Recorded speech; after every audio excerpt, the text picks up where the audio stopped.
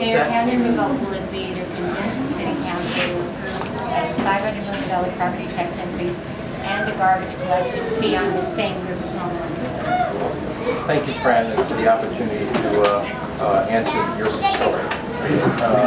I'm glad you found humor in that. So let me, I heard a chuckle out of the right air. So let me say, consistent with what I said at the Sun-Times Forum about a little less than a year ago.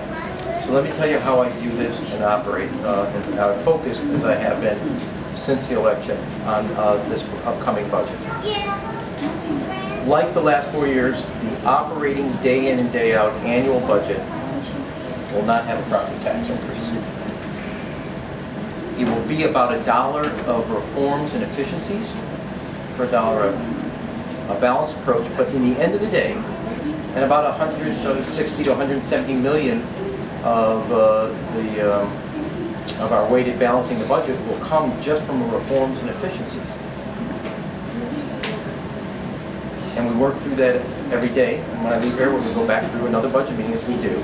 But second, it will be done without a property tax. It will be about $1 of reform for $1 of efficiency, and it will be done without a property tax. And by the time we're done, in the 4 years, the structural deficit that we inherited in 2011 will be eliminated.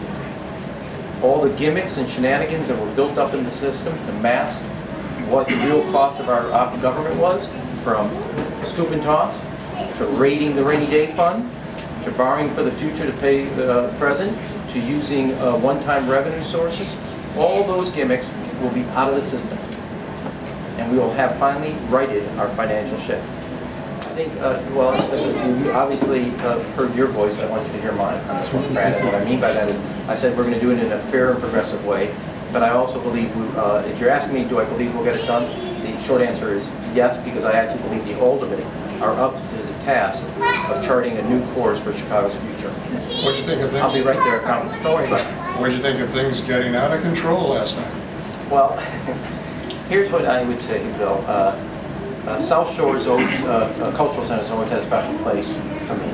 That's where Amy and I got married.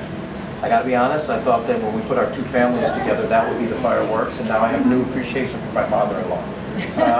Number one.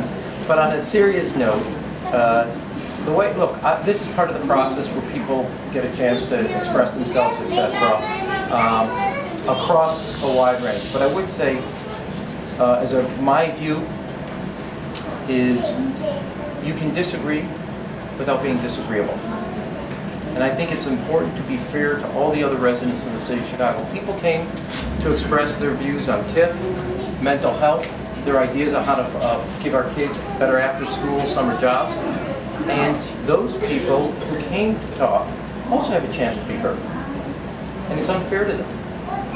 And so again, I understand my role as mayor to hear what you have to say, no matter how energetic. But you can do it, you can disagree without being disagreeable. And more importantly, you can do it in a way that's not unfair to the others. You know, a lot of people were there. I was ready to go back out. And a lot of people who weren't part of the diet were waiting. When they went home, it was clear that, you know, those who were shouting, you know, shut it down, that wasn't fair to them. They came for a budget hearing. They're owed to be heard, too, in this process. Now, some talked about daycare. Some talked about mental health bills. Some talked about TIF reform. Some talked about different ways to give our kids alternatives than the street, public safety. And they want to be heard, too. And I'm not going to lose their ideas or comments like the other night. I made sure our staff has them because they count too. They may not be the loudest, but their ideas have merit.